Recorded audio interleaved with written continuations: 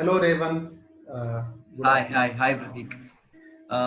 So hi everybody, and after after a pretty long break, we are back with a video, and today we will be discussing one book. I mean, we didn't do this in the last two videos. We're going to discuss. Both of us are going to discuss one book that we read, and it's not a book that it's not a book that illuminates some area that we have not explored before, but it definitely I think added perspective to me.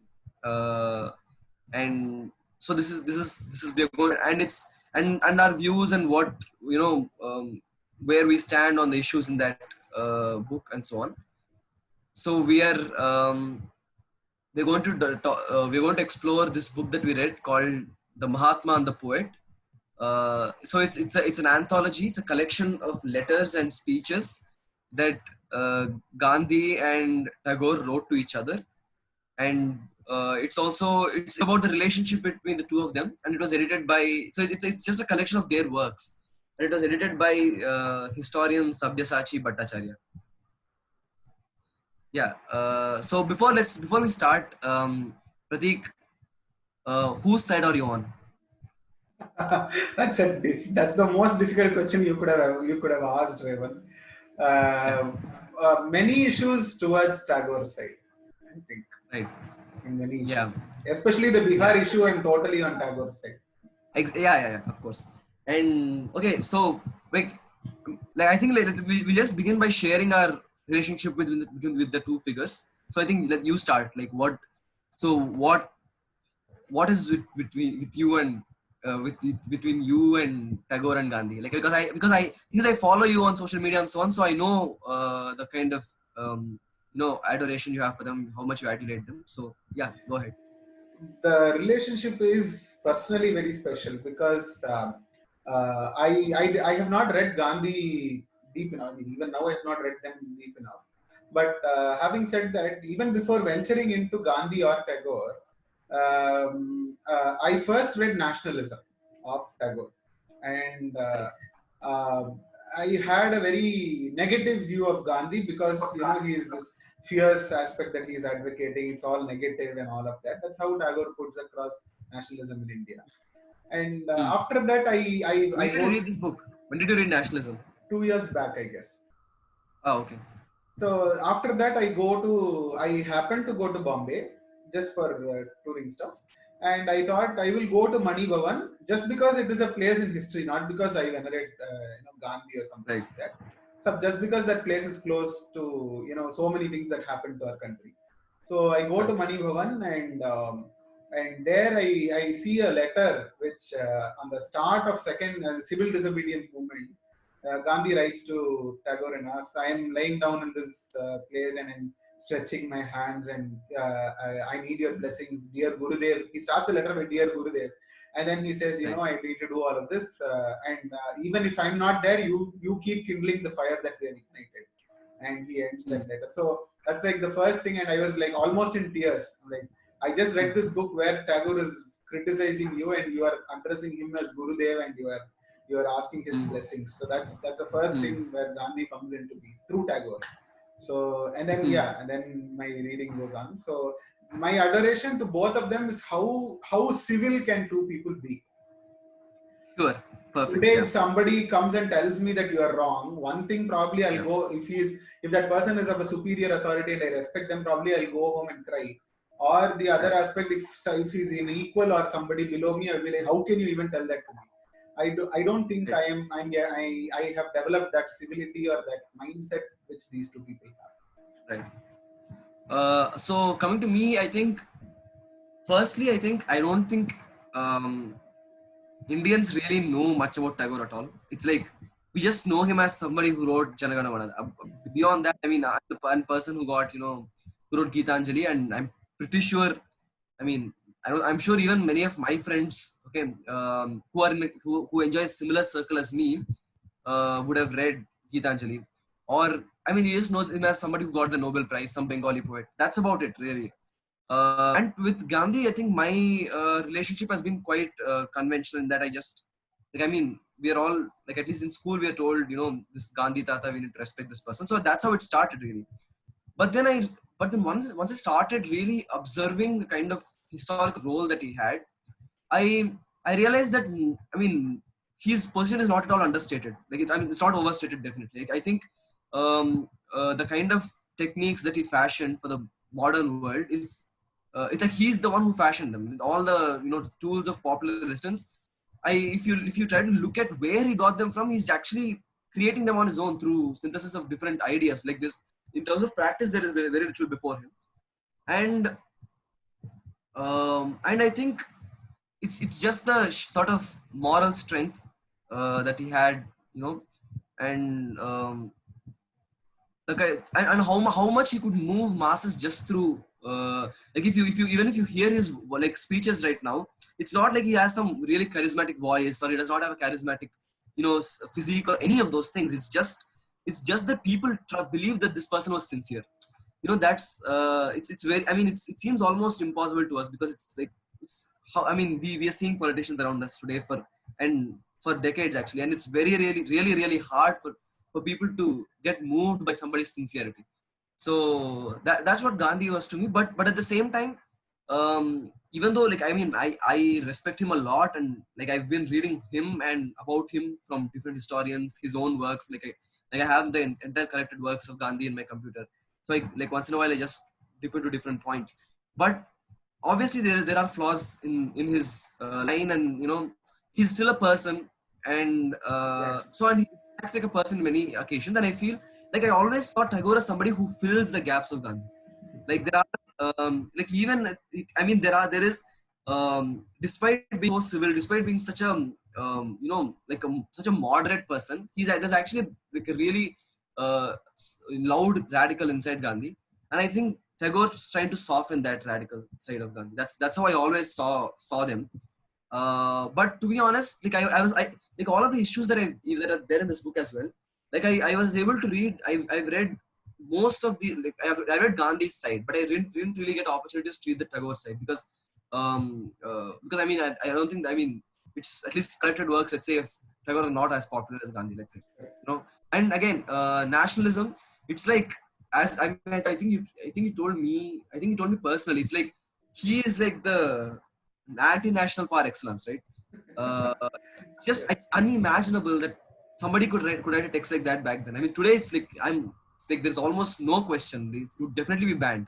It's a book like that, and uh, but I mean, it's what is really interesting to me is that Tagore was criticizing Gandhi because like compared to all his other peers, Gandhi was closest. I mean, especially the things that he's saying in nationalism. I mean, like Gandhi ultimately did not want a some sort of monolithic state or some really heavy machinery or anything like that. But despite that, Tagore thought that we are heading towards some kind of a danger.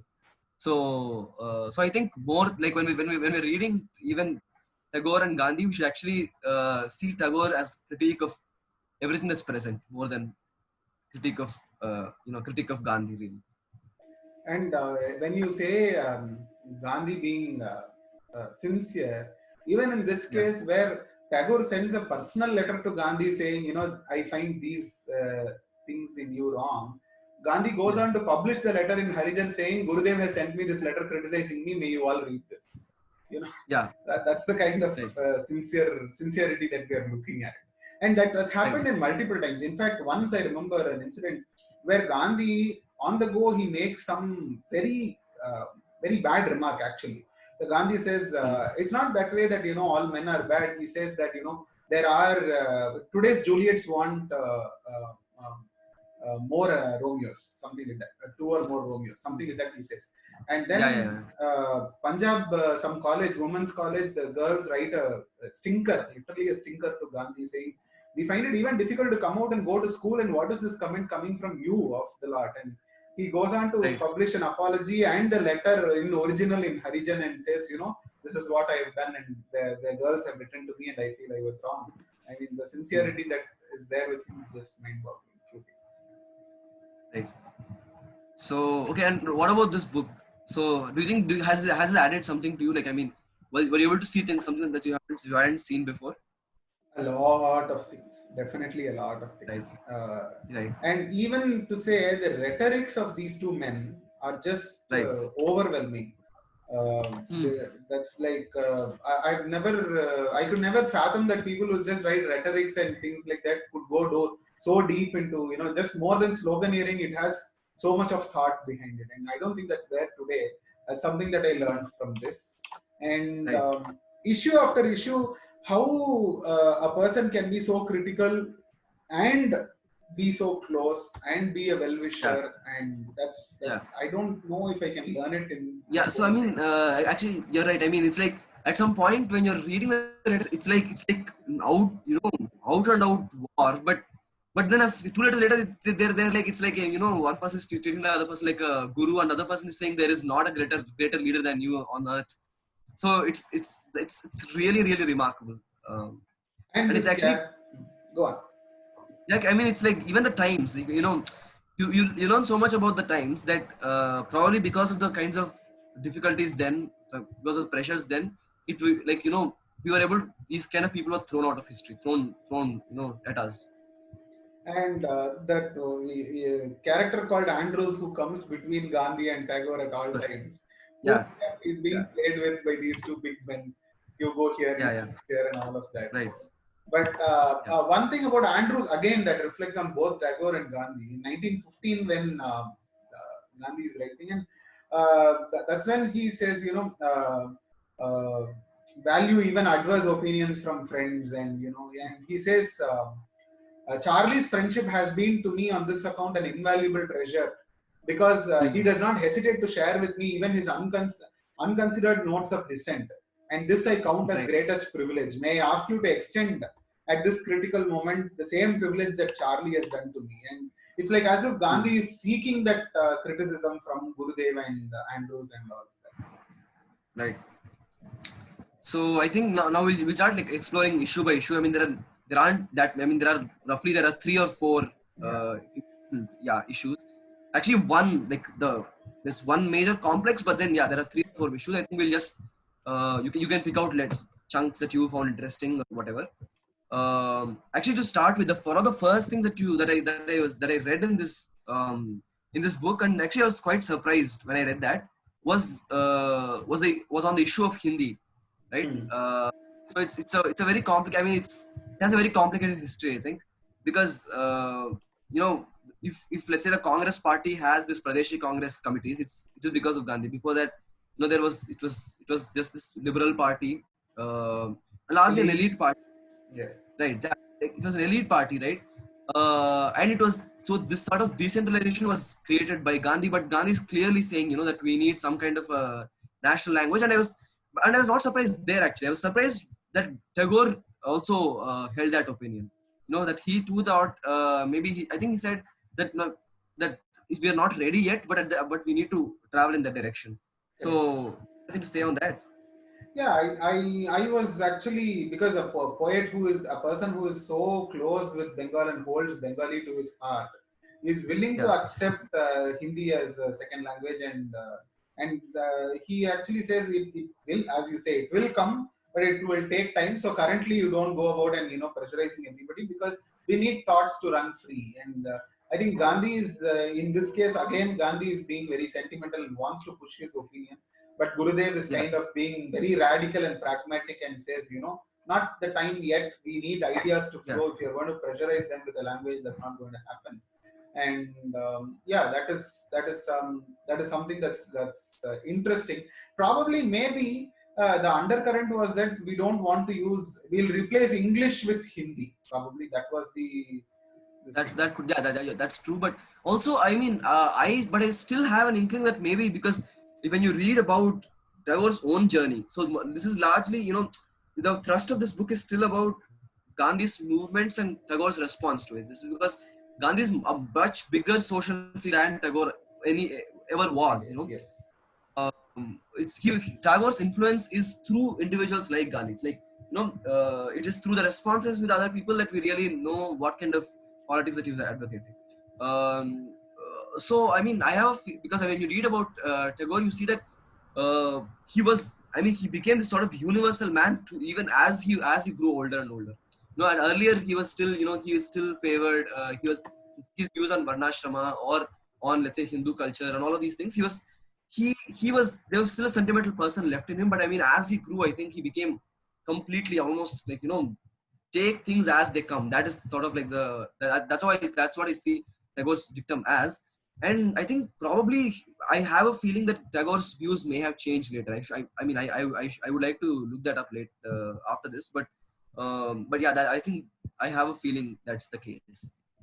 That you say is that's a very interesting point. Even in case of Gandhi, we read his writings from South Africa and we realize how primitive they were and how contradictory they were to say libertarian values that Gandhi stood for at the end of his political career, end of his life. I think that Gandhi and Tagore have been growing ever since, and we will definitely have to look at how Tagore evolved and does anything exist of his opinion on Hindi later on in his life. I will have to see that. Yeah, and I think probably the sort of tension I think really begins on the eve of Jallianwala Bagh, that tragedy disaster. And so yeah, did you find anything interesting in the letter? Do you remember something from it or something? Yes, just I think one day prior to Jallianwala Bagh, Tagore writes to Gandhi, isn't it? Yeah. So yeah, I mean that's where he welcomes Gandhi and he says, "You have come to your motherland in the time of need," and all of that and things like that. And that's where he has this wonderful praise for Gandhi, isn't it? He says, "Call up to the immense power of meek that has been lying awaiting in the heart of the destitute," and there where he makes this comparison between the Narayana and Narayana Seva and all of that. But the disagreement literally starts, as you say, and that is again a very nice disagreement in the starting of civil disobedience movement. I think non-cooperation movement. So where the starting itself, he makes this beautiful differentiation. Gurudev does that when he says there are two things where Buddhism and Hinduism differ. Where Buddhism takes the path of nirvana, where you leave out the negatives in you, and whereas the Hindu Upanishadic thoughts takes on not just leaving out things but then attaining ananda. So your whole movement is kind of leaving out everything that is negative, which I agree with, but there is no place to attain bliss. So there is nothing positive in your campaign. You're just being fully negative. That's an amazing thought. Yeah.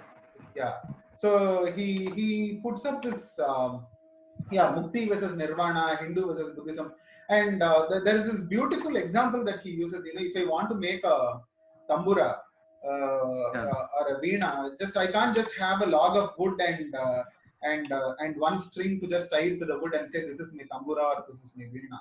I will need to positively take a craftsman and start crafting a veena for me to sit and play with it. So you just wielding one wood and one string called ahimsa and non-cooperation or civil disobedience is not going to do anything. He says that you need to have a positive outlook, and and I think in that letter to on the eve of Jallianwala Bagh, he seems to warn that I think he's really, like, Tagore is odd and he's really conscious of the power that Gandhi has already wielded. I mean, this is like unprecedented almost. Like nobody, like this is the non-cooperation movement has still started. Non-cooperation movement is still a response in a way.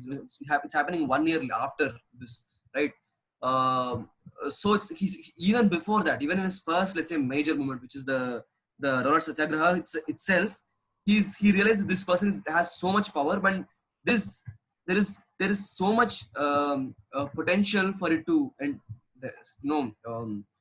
drive towards destruction. So I think but I love the way he phrases everything. It's like it's so subtle. Like he does not want to discourage obviously Gandhi, because like another man like Gandhi may not come. So I think he's clear about that, but he's also saying that you need to be conscious that we need to sound strong, but we do not want to be angry. We do not want to hate.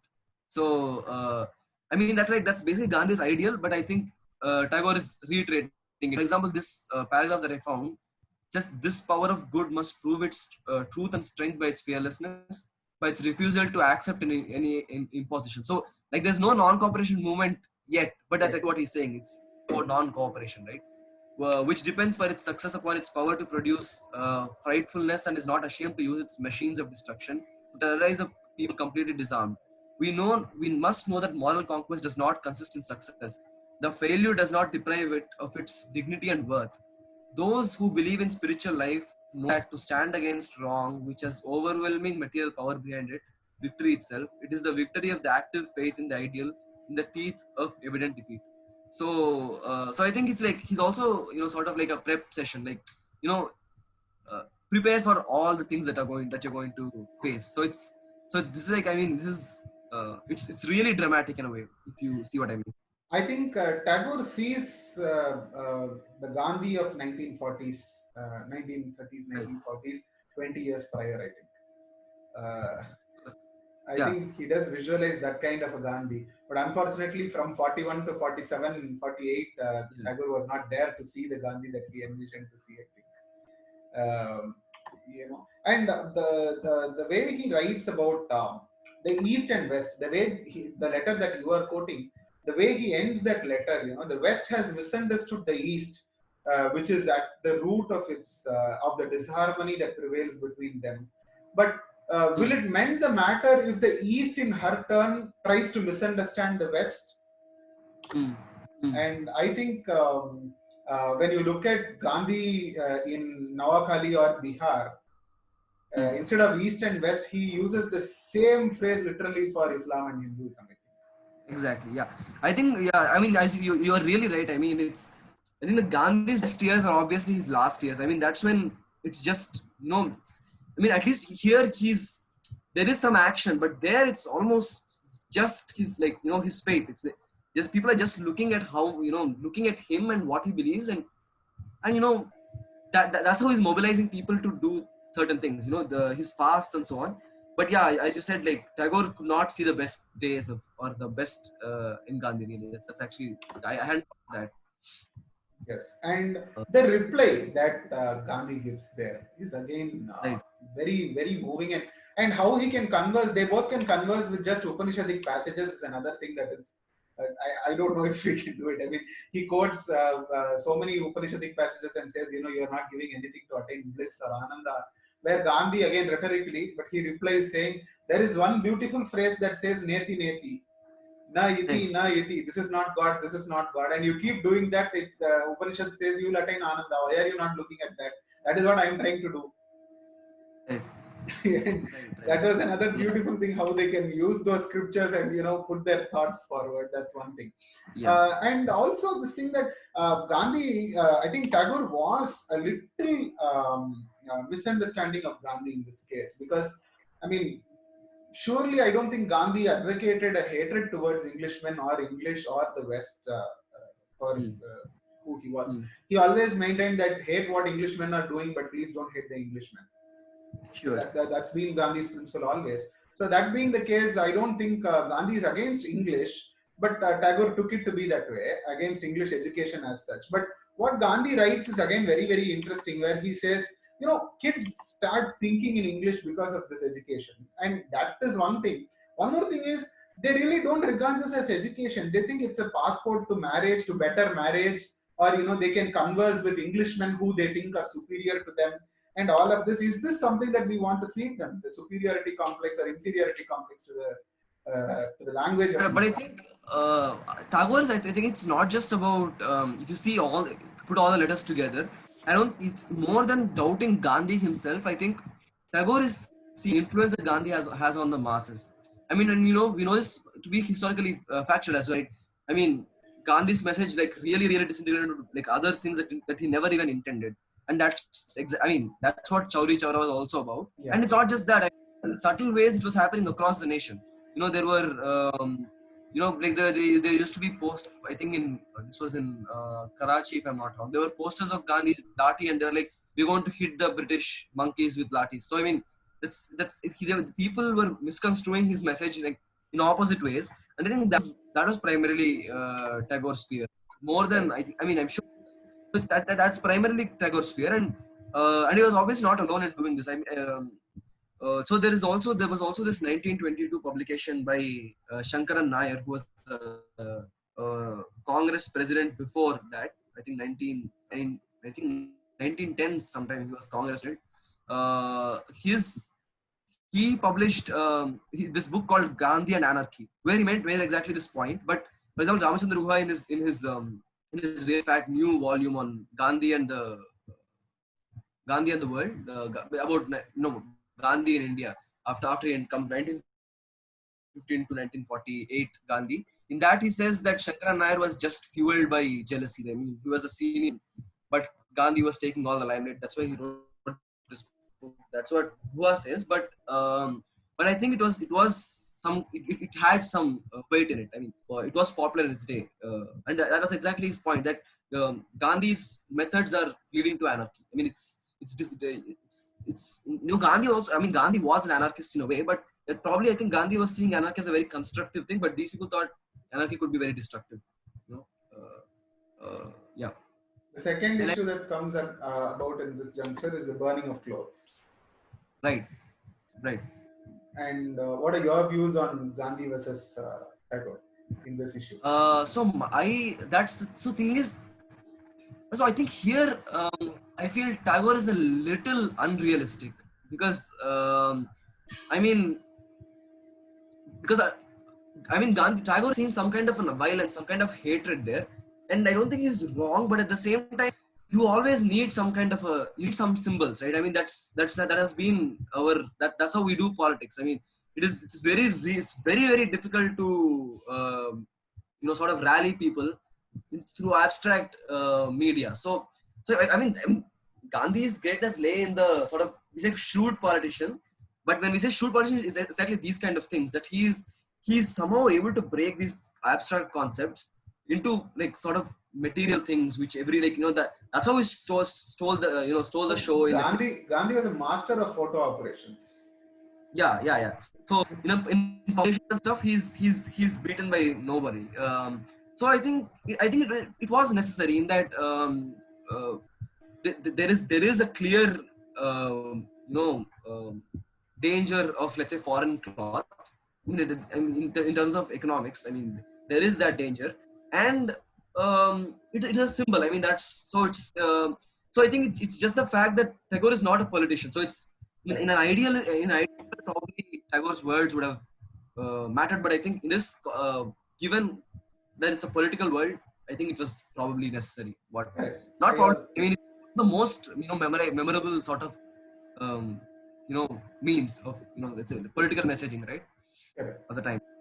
Yes, and I think Charkha was definitely a symbol and a photo op by Gandhi to just unite people and the cause. And I think that way he was fair. Otherwise, you cannot do it with abstract stuff. I mean, of course, first was, even if you take the evolution of a religion like Hinduism, first was just sacrifice after sacrifice, calling of the gods, singing poetry, and cutting goats and eating, and then only it went into something as abstract and as deep as the society would evolve into Upanishads and metaphysics.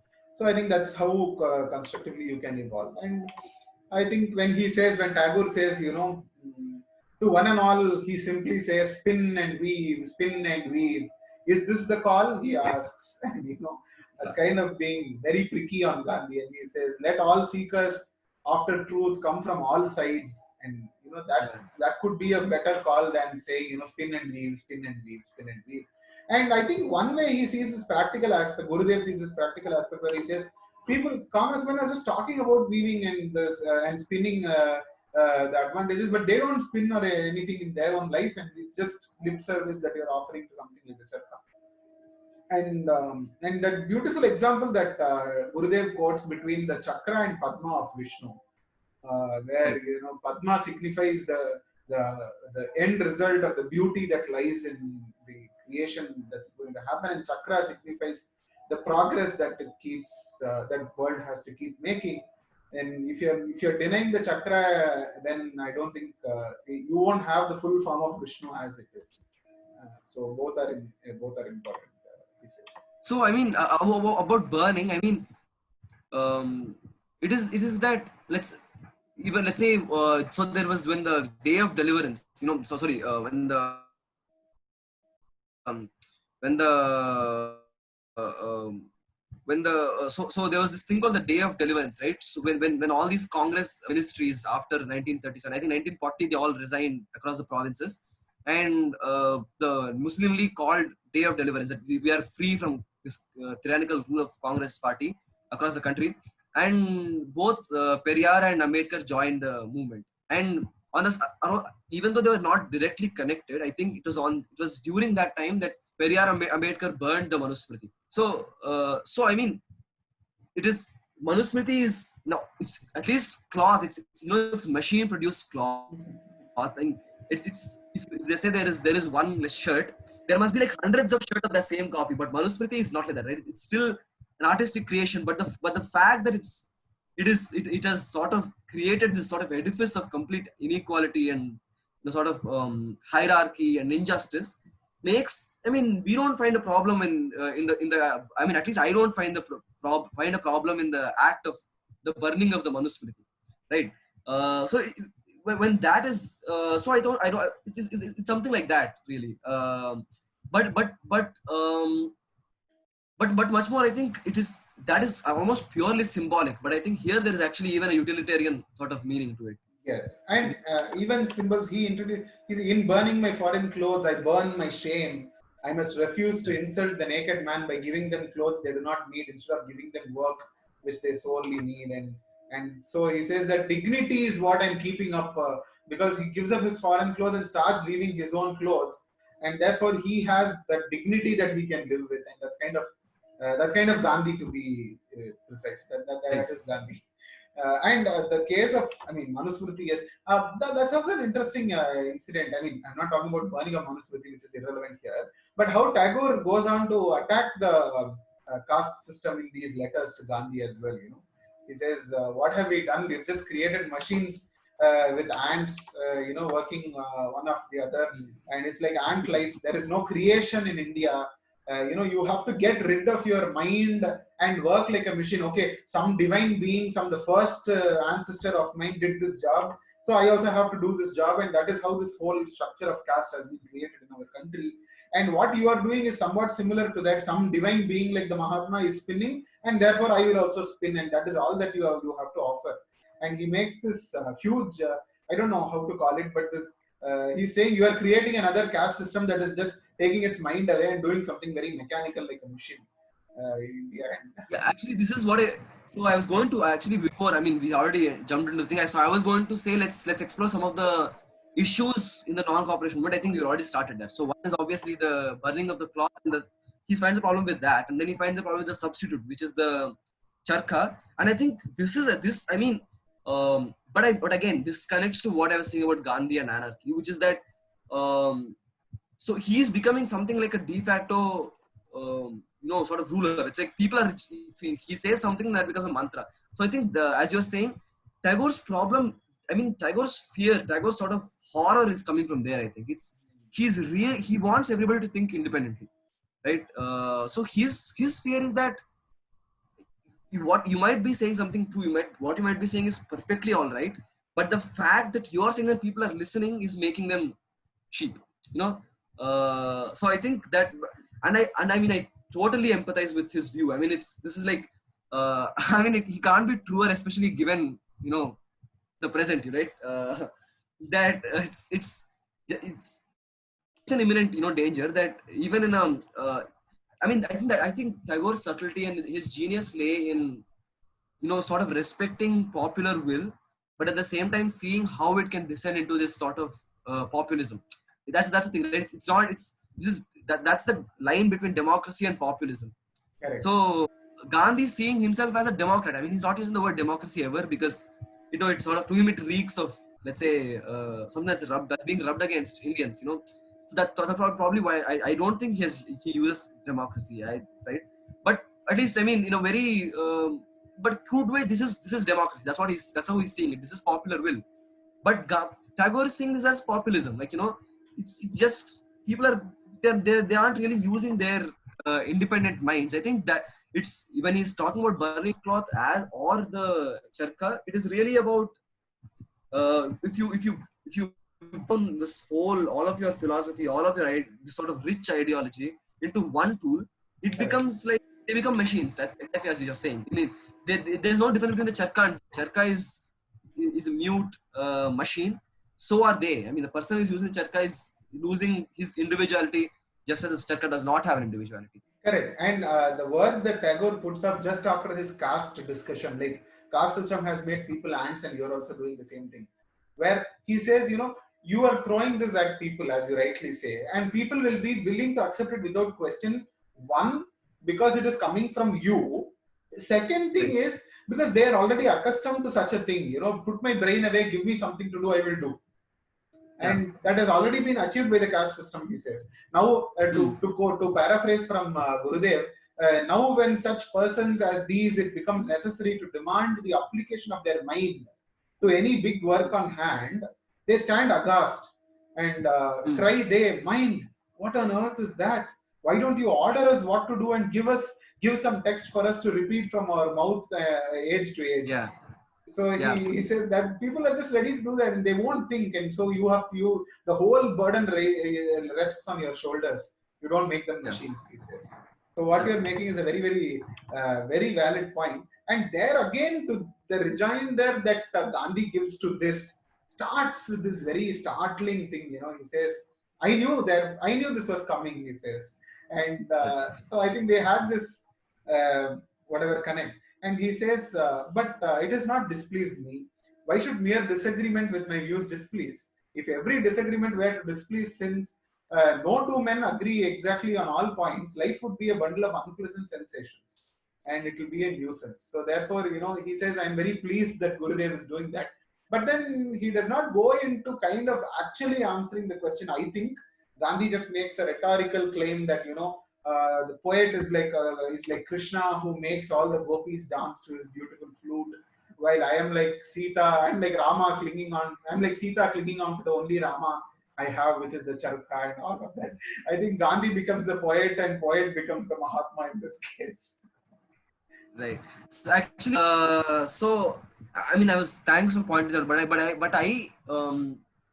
I found that passage really powerful in that, as I was saying, the issue between the really striking difference between them lay in the role that they're playing, and I think, and it was noble enough for Gandhi to accept that. I mean, so in a way, he's saying this is how I'm going to do it, but I'm not wrong. You are right, but this is, I mean, there is no other way, because that's because of the role I am. I mean, you're not, I'm, he's not using the word politician, but again, between the lines, that's what's going And on. also, he Watching, you're is not a politician.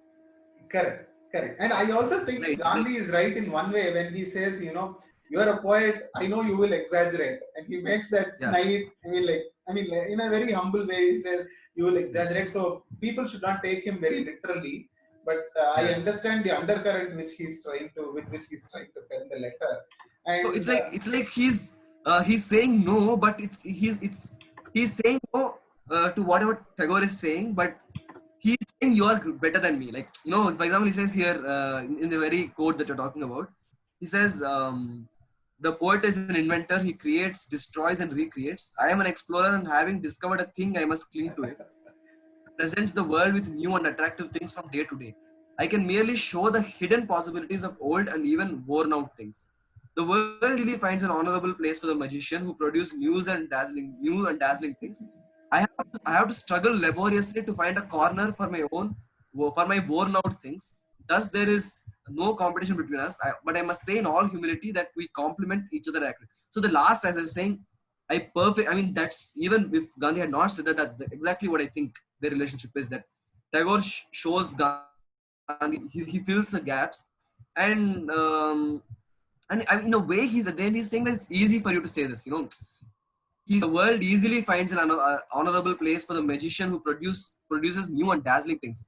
I have to struggle laboriously to find a corner for my worn out things. So, like, I mean, it's just too many things are happening really in this yeah, and he passage. also realizes that he's being very ideal, and Gandhi realizes that Gurudev is being very ideal with what he's saying, and and I think Gandhi himself realizes that Gurudev knows that he is impractical. because when he says, when he quotes from Bible, in fact, Gandhi quotes from Bible when he says, Jesus said that a camel cannot go through a needle, and like that, a rich man cannot go to heaven. And Gandhi says it's not that as if a rich man has never gone to heaven. Janaka has gone to heaven. Janaka was a rich king. So like that, nothing of the poet should be taken literally. Right. And yeah, it's always really interesting. But is there something to disagree with? Do you think? Is there something With in this? I mean, with either like, you think one of them is being unreasonable? Because if I think both of us are kind of saying that there's truth on both sides, but like at least I have something that I found slightly unreasonable in Tagore somewhere. Have you found something like that? And I won't say unreasonable, but the plane in which he is thinking can never go to the masses. So Right. if Congress were to remain an elite party as it was during the Lal Bal Pal, probably Tagore's ideas would have been welcomed with showers of praise in that elitist meetings. But Right. in a post-Gandhi era, I don't think Tagore was in touch with reality when he said this. But he is such a wise man, and to expect that wisdom from crores of Indians is unrealistic with Tagore. Right. But I think Tagore also realizes that when he says, if all crores and crores of Indians come and spit on the British, they will drown in that river of saliva. But can we make crores of people spit? He asks. So Right. I think Gandhi is able to do that with something as trivial as, I don't know if he'll agree with me if I say trivial, but charkha. Yeah. Something singular, it's not it's not trivial, singular. But actually, so I think when he's pointing these different issues out, like one is obviously the destructive element of let's say the burning or singularity of the charkha, or some sort of unreason in sort of Gandhi's orders, or like sort of like, I mean, I think Tagore is a little averse to action in general. I mean, he believes that everything should be deliberated. I mean, you don't just jump in. So but I mean, that is obviously like a very fundamental like fault line. I mean, it's very difficult really politics without action. I mean, and I think, okay, this is completely an aside. I think one of my notions is that the failure of, let's say, many of the liberal parties in India today, the predicament that they've fallen into is to feel that they are averse to action, that they are not doing anything. It's not that they more than, I mean, corruption, all of that's a factor, but I think more than that, it's that they're just lazy. They're not doing anything. They're not being loud enough. That is Tagore is sort of advocating the sort of like, you need to deliberate before you act. But in that process, I think there is some kind of, let's say, Tagore just seems to want to find a fault with Gandhi, and that is there's a section on Hindu-Muslim unity in non-cooperation movement. So there Gandhi is doing this sincere efforts, right? But Tagore seems to be saying that you're trying, but it's how practical is that? So that is a very if you remember what I'm talking about, that's a very dangerous position. No, I don't think so. See, yes, I mean, I agree. But then Tagore is again addressing from a point of view that is on top, I think, where Tagore says, okay, if you, as the Mahatma, is going to say that somewhere in Turkey something is happening and all Hindus should rally behind the Muslims in Khilafat, they'll all say yes, and they'll come because it is you who is saying. But heart in heart, the Muslim feels that the Hindu next door is a kafir, and the Hindu is feeling that the Muslim next door is a mlecha, then I don't think what you're trying to achieve is possible. They will do it just because you are saying we can do it. But then to bring about a change in their minds that the next door is not a mlecha but an Indian, the next person next door is not a kafir but an Indian, is what you need to achieve. And it won't be possible with mere words or mere stuff. You should bring about a change from within. And I think that is what Tagore is trying to say. And I think here there is this with the Smriti Vakya, with the Shruti Vakyas, again Tagore is making this thing. He uses this wonderful phrase where he says, "Na medhaya na bahuna shrutena." this realization does not come with just studies, na medhaya, na bahuna shrutena, not just because of hearing from many people. It comes only from within. And to bring that or from Veda. I mean, I think it may also mean Veda over here. Yeah, it means Vedas also. Yes, of course. So it does not come from, I mean, Veda is talking about the knowledge, and it says it will not come from me ultimately. Yeah. So it should come from within. So I think that is the type of thing that Tagore is trying to present, and I think we see that element in Gandhi in the 1940s. Right. Yeah. But I mean, but here, I mean, the problem is that he's trying to make an attempt, right? Like, I mean, it is. So I found it let's say some sort of cynical. I mean, I've like, this is like the entire sort of to and fro did I find Tagore ever cynical, really. But except here, I thought he's probably, this is one of the weakest moments, I thought, in Tagore's persuasion. For example, he says, in spite of their longing for Swaraj, neither can forget this inward obsession. I used to know an anglicized Hindu who had leanings towards European fare. Every would heartily relish, but he drew the line at hotel cooked rice touched by Musalman cooks. Said he refused to pass his lips. The same prejudice which makes such rice taboo stands in the way of cordial relationship. The habit of mind which religious injunctions have ingrained in us constitutes the age-old fortress which holds our anti-Muslim Muslim feelings secure against penetration by outside ententes, whether on the basis of the Khilafat movement or of pecuniary pacts. But I think so. It's like, I mean, I completely agree with what you are, but there is this, seems to be a little undertone of, I'm not sure how much this is going to change. So this sort of pessimism seems to be lurking a little behind. I mean, I'm not sure. I'm not sure. But Revant, I want to stop you there and ask: do you think the same pessimism was there with Gandhi on the issue of Pune Pact with Ambedkar? How much of a change is your law going to bring? Is the separate electorate going to bring?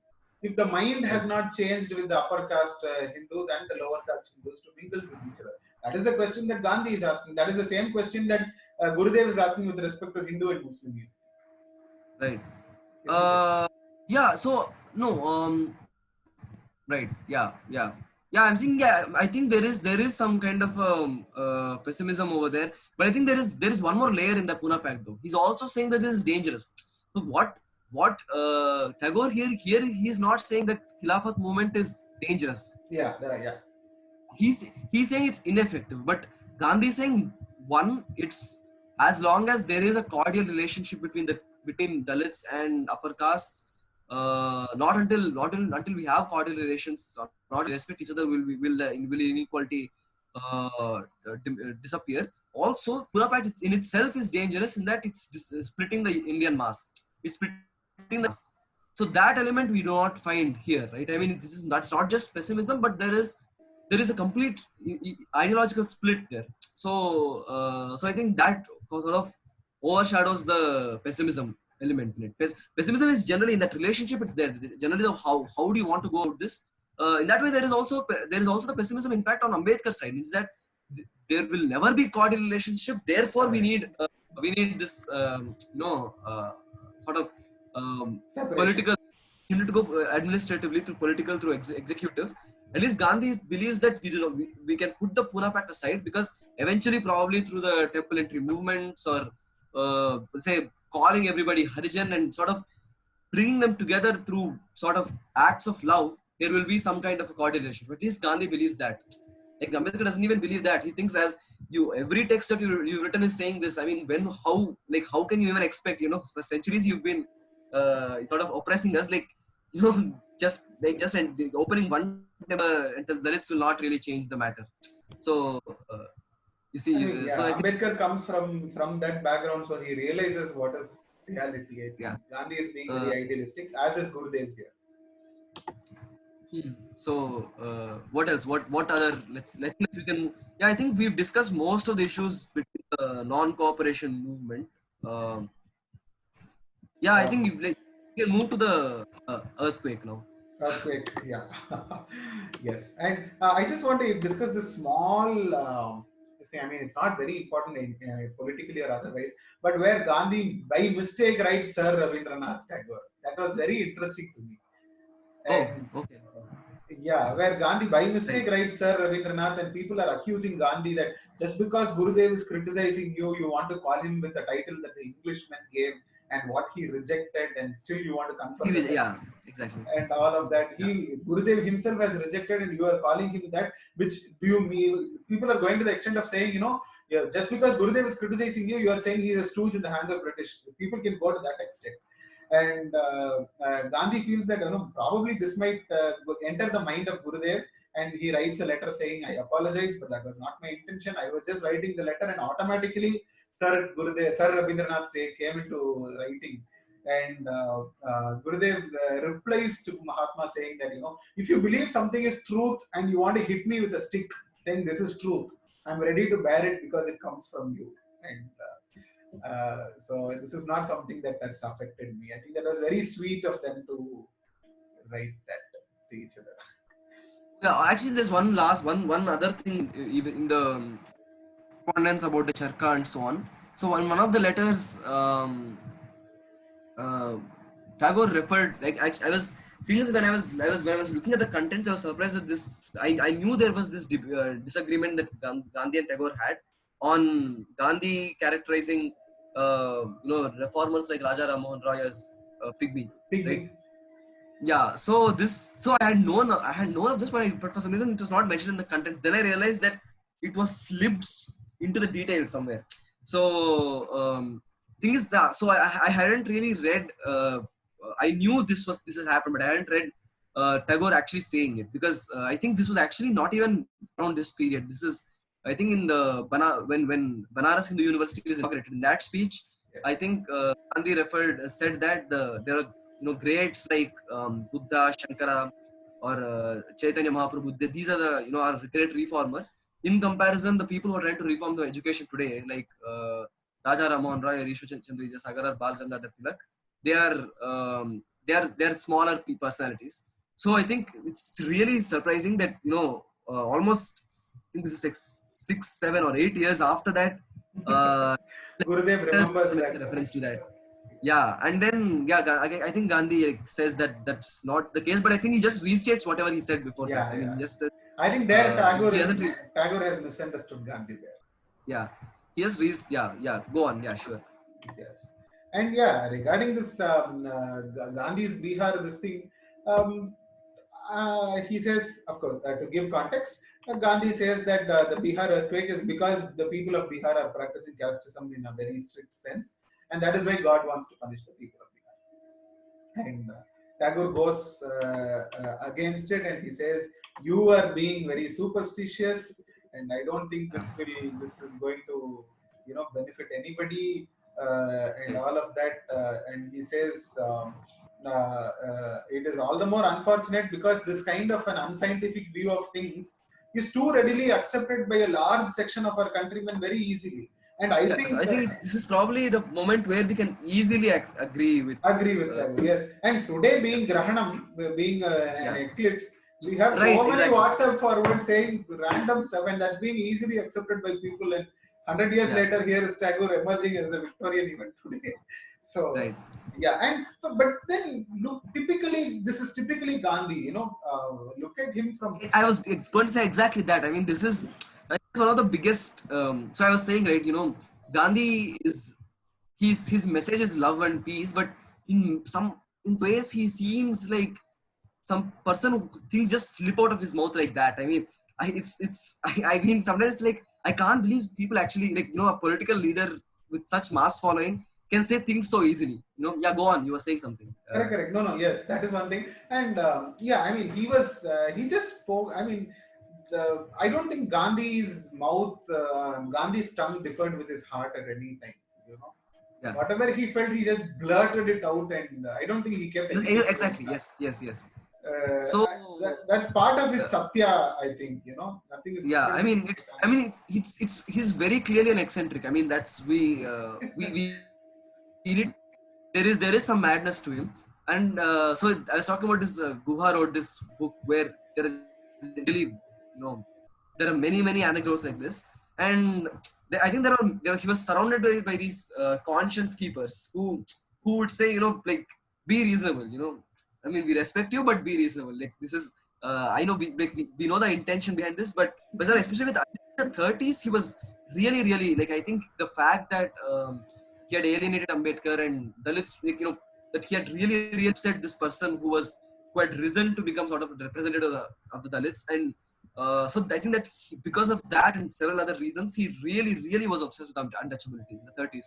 I mean, also when we read about even from Jawaharlal Nehru, who I mean, we know him for his liberal temperament and sort of between, let's say, Gandhi and Nehru, obviously Ambedkar lots of times leaned towards Nehru only because ideologically they were very similar, but I mean, Congress people were quite upset with Gandhi sort of completely sidelining the national movement and just going, Taking up untouchability, yes.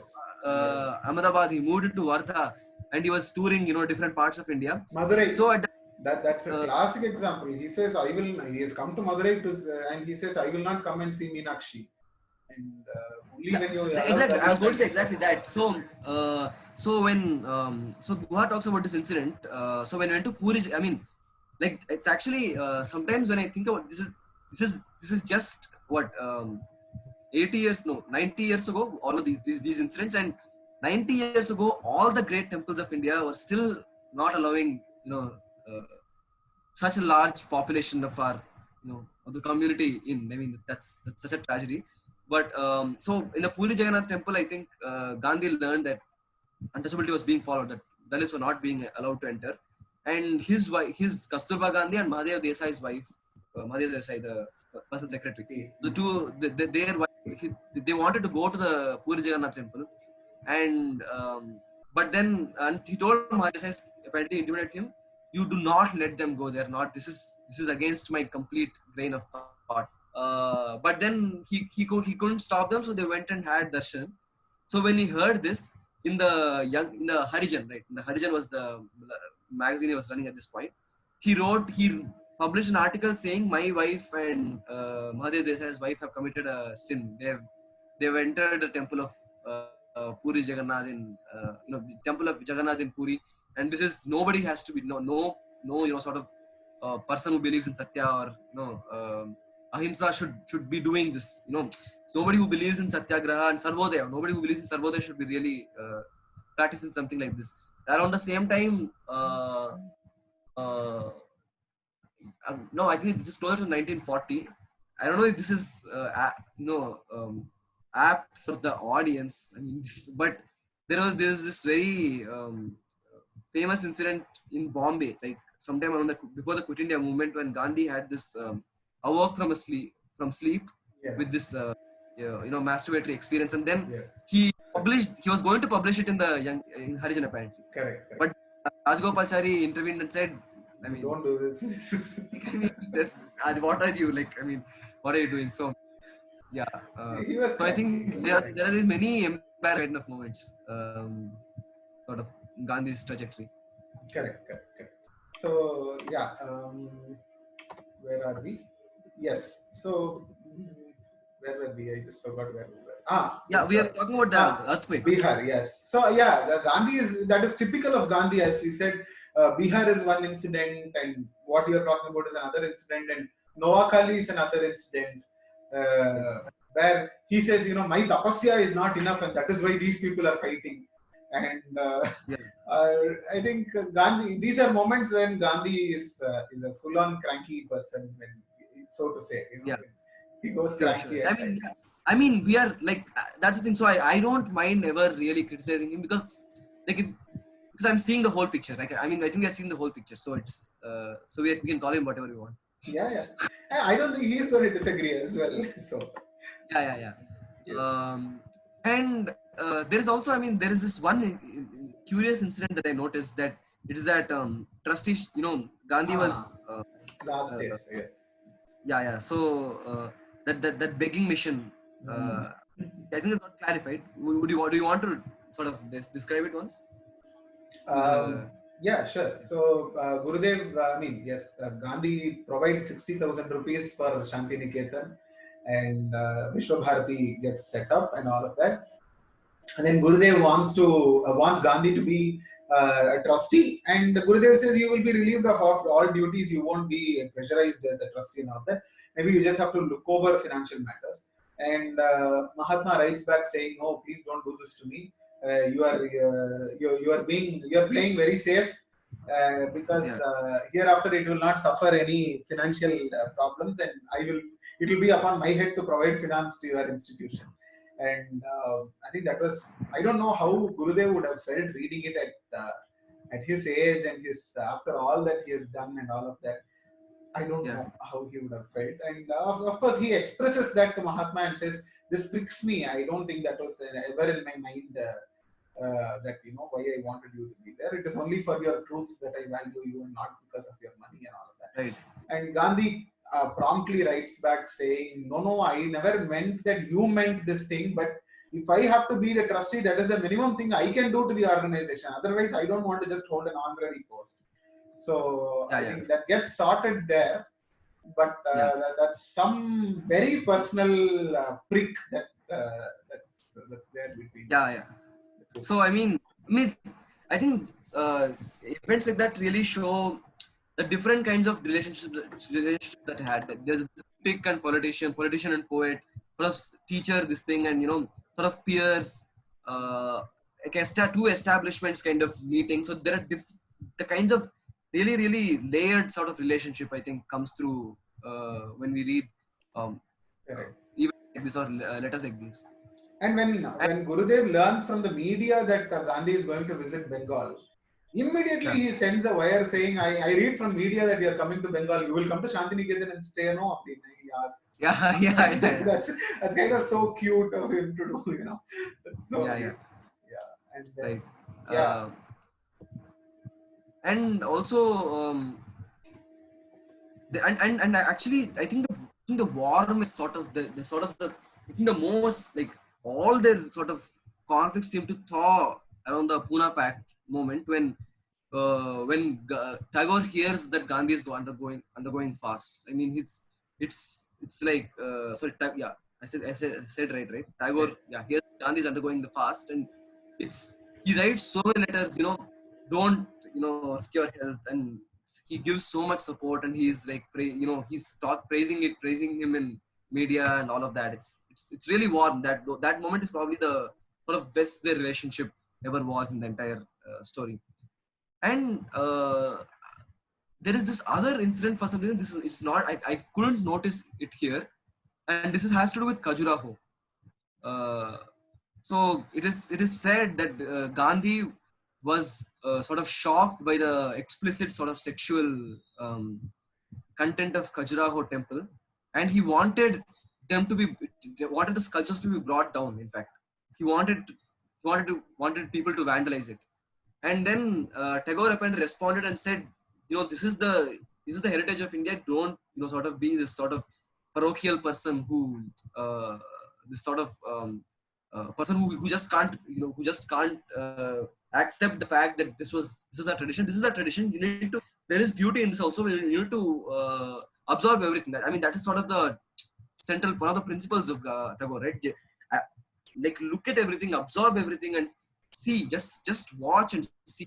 But for some reason that was not here. I don't know in what medium it happened. So I need to see. I have been trying to find that though. Maybe it was just something in Young India or Harijan and something in Vishwabharati or Pravasi. We'll have to see where that is. So yeah, so that was there. I think that kind of things that coming from Gandhi, it stems from a very personal thing where in his younger days where he went to have sex with his wife when his father was And dying. this, I yeah, think that it all stems from there. That guilt kind of stems from there, and it goes on till the end of his life. yeah. I don't think we should follow Gandhi in all those regards. Yeah. I'm right. You're right. I mean, it's that we can never discount the fact that he was a some sort of super superstitious person. I mean, that's what He was very superstitious. it's very clearly the case, and also sort of Puritan. I mean, that is definitely there. It's in many ways I think in for the sake of politics, I think he opens up many things. I mean, he eases he. But I mean, through that he evolves. He definitely evolves. yeah. So like for example, Madhu Kishwar, I think wrote some. I think even Guha quotes her quite often in like, interviews and so on. That nobody has done in like I think even says even in the world, no political leader has done enough to bring women out of the domestic, because he saw them as a really active, powerful political force. That is the so that is that is sort of the thrust from where sort of accepting women into political is coming. But I think the Puritan in him is still alive. It is still there. He's still puritanical in many ways. Okay. So have we? I think Yes, I have we think done? yes. I mean, there's of course a lot more to discuss on these two huge personalities, but I Yeah, think it was very nice sharing thoughts with yeah, you. And yeah, yeah, I hope people go, people read more on Gurudev apart from Janaganamana, and yeah. at least they read the other charanams of Janaganamana. That's true. Yeah, At least that. So yeah, and in times like these, from Mahatma, let's say peace prevail, no China war, no nothing, peace, no war. And yeah. from Gurudev, probably Hindu, Buddha, Sikha, Jaina, Parasika, Musalman, or Kristani, let's all be together. And Yeah, and as I said in when I was talking about what I think that interested me, it's that the fear of rallying behind one person, that is across the world. That's one of the really one of the tragedies of our times, I should say.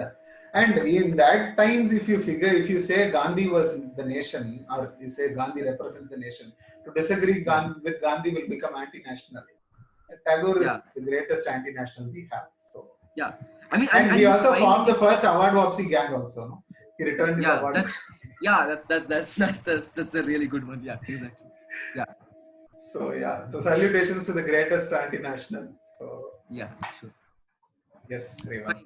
Yeah, thank you Thank everybody. you so Thank you. much for your time. Yeah, thank you.